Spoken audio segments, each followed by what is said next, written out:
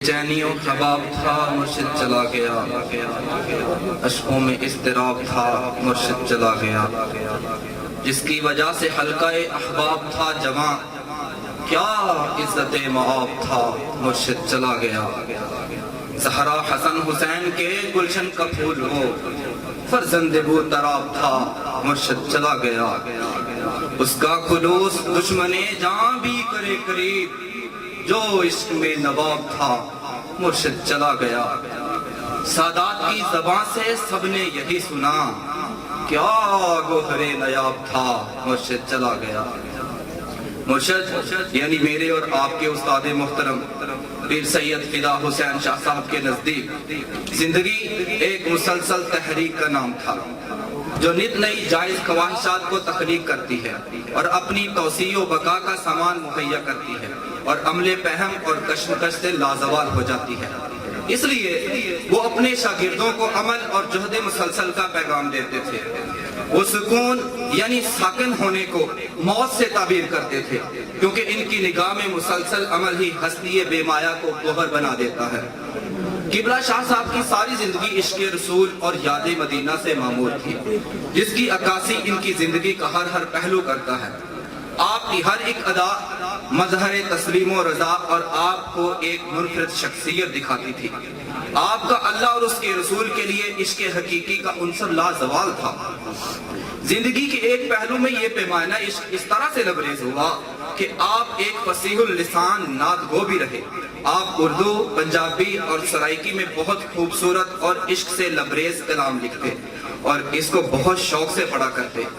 قبلہ شاہ صاحب وہ مہکتا پھول تھے کہ جس کی خوشبو نے ابھی تک اپنے پورے ماحول کو اپنے حصار میں لے رکھا ہے۔ وہ نہ صرف اپنے شاگردوں کے عربی تعلیم قرآن کی طرف توجہ دیتے، بلکہ ان کو زندگی گزارنے کے دیگر اصول بھی بخوبی سکھاتے۔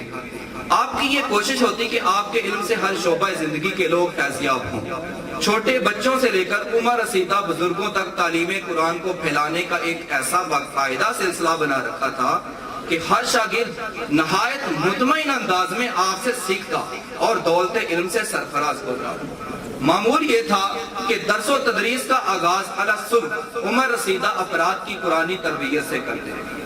اس کے بعد باقاعدہ حفظ قرآن کی کلاسیں جاری رہتی، جن میں صرف نماز کا وقفہ لیا جاتا، اور کمال کی شفقت یہ کہ ہر طالب علم کا سبق سننے کی ذمہ داری جملہ اساتذہ کی موجودگی کے باوجود خود اپنے سر لے رکھی تھی، چاہے وہ شعبہ حفظ سے تعلق رکھتا ہو یا ناظرہ سے۔ سننے میں آتا ہے کہ علاقہ ہادہ میں کوئی شخص قرآن پاک کی باقاعدہ تعلیم دینے کے لیے میسر نہ تھا۔ ایسے حالات میں قبلہ شاہ صاحب یہاں تشریف لائے اور قرآن پاک کے نور سے اس سارے علاقے کو فیضیاب ہونے کی توفیق بإذن الہی نصیب ہوئی۔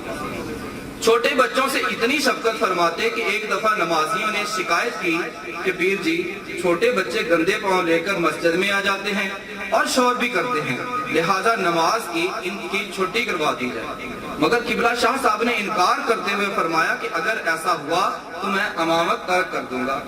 اور ماں بعد ان کی حکمت عملی کے نتیجہ سے قریباً 200 بچے آتے، جن کے لیے باقاعدہ جماعت کا اہتمام کیا جاتا، اور فرماتے دیکھو میں ایسی پنیری لگا رہا ہوں جو آنے والے وقت میں اس علاقے کے لیے مفید ثابت ہوگی۔ یہی وجہ ہے کہ عمر رسیدہ شاگردوں اور ان کے چھوٹے طالب علموں کی بہت سی مثالیں اس وقت اس ہجوم میں موجود ہیں۔ ایسے بھی 20 خاندان موجود ہیں جن کی 3 نسلیں قبلہ پیر صاحب سے تعلیم قرآن سے فیضیاب ہو چکی ہیں۔ جو کبھی بچپن میں قبلہ شاہ صاحب کے زیر سایہ تعلیم حاصل کرتے تھے، وہ جوان ہو چکے ہیں، اور ان میں سے کثیر تعداد میں مختلف اداروں میں قبلہ شاہ صاحب کا فیض عام کیے ہوئے ہیں۔ الغرض استاد محترم کی لگائی ہوئی پنیریاں آج پھلدار اور پھولدار باغ کا روپ دھارے ہوئے ہیں۔ شفقت کا یہ عالم کہ آج بھی شاگرد یہ کہتے سنائی دیتے ہیں کہ ہمیں گھر سے زیادہ شاہ صاحب کی صحبت میں بیٹھنے سے خوشی میسر آتی، کہ گر سکھائے ہیں بادشاہی کے میرے استاد محترم نے مجھے۔ استاد محترم تعلیم کے ساتھ ساتھ تربیت میں ذاتی طور پر دلچسپی لیا کرتے. آپ کے پاس سینکڑوں کی تعداد میں حفظ کے طلبہ ہوتے اور انہیں خود اعتمادی اور مقابلے کا احساس پیدا کرنے کے لیے ماہر قرہ حضرات بلوائے جاتے جو کہ تمام طلبہ کا ٹیسٹ لیتے اور استاد محترم محنتی، ذہین اور اچھے درجات کے حامل بچوں کو انعام و کرام سے نوازتے. آپ نے اپنے تمام شاگردوں کو اپنی صلاحیتوں پر اعتماد کرنا سکھایا. آپ کی زندگی میں علاقے نے ایسا دور بھی دیکھا جب مدرسہ فداء القرآن میں پہلے دورہ تجوید و قرات کا اہتمام کیا گیا، جس سے ہر عمر کے فرد نے استفادہ حاصل کیا اور اس پہلے کورس میں ہی 70 طلبہ کو اسناد سے نوازا گیا. اور آج بھی اکثر فارغ التحصیل طلبہ مختلف مدارس میں قرآن پاک تجوید کے اصولوں کے مطابق پڑھاتے ہوئے نظر آتے ہیں. آپ نے لوگوں کو عقیدے کی اہمیت سے روشناس کیا. آپ کو یہ شرف عظیم بھی حاصل ہے کہ 20 غیر مسلم آپ کے دستے شفقت پر اسلام کے نور سے منور ہو چکے ہیں. میرے اور آپ کے استاد محترم قرآن پاک سے اس قدر پیار کرتے کہ انہوں نے اپنی زندگی میں 40 مصلے سنا رکھے ہیں اور ان کے شاگرد ان کی یہ روایت کو قائم رکھے ہوئے ہیں.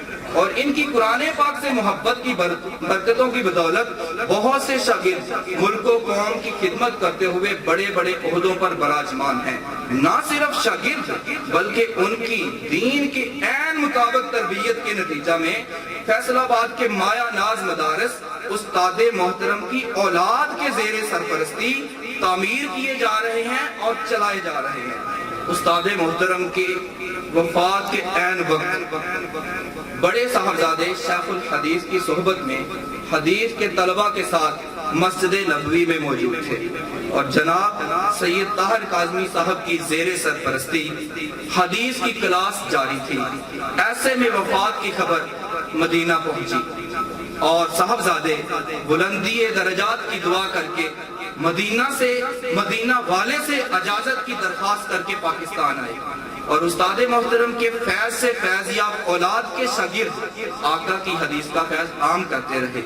خبر مدینہ پہنچی تو شاگردوں نے مکہ جا کر استاد محترم کے درجات کے لیے عمرے ادا کیے.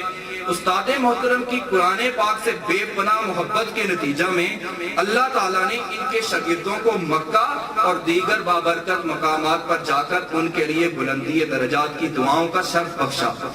اور بعد از وفات ابھی بھی فیصل آباد کے بے شمار مدارس جن میں استاد محترم کی اولاد اور شاگرد بالواسطہ یا بلا واسطہ سرپرستی کا درجہ رکھتے ہیں، ان میں محافل برائے اصال ثواب کا سلسلہ ابھی بھی جاری ہے. ہوا کے رخ پر چراغ الفت کی لو بڑھا کر چلا گیا ہے. ہوا کے رخ پر چراغ الفت کی لو بڑھا کر چلا گیا ہے. وہ ایک دیے سے نہ جانے کتنے دیے جلا کر چلا گیا ہے. اللہ تعالیٰ استاد محترم کے اس صدقہ جاریہ کو قبول و منظور فرمائے اور ہمیں ان کی دینی تحریک کو چلائے رکھنے کی توفیق عطا فرمائے. سنے کون قصہ درد دل میرا غم گسار چلا گیا، جسے آشناؤں کا پاس تھا وہ وفا شعار چلا گیا. وہی بزم ہے، وہی دوم ہے، وہی عاشقوں کا ہجوم ہے. کمی تو بس میرے شیخ کی جو تہے مزار چلا گیا.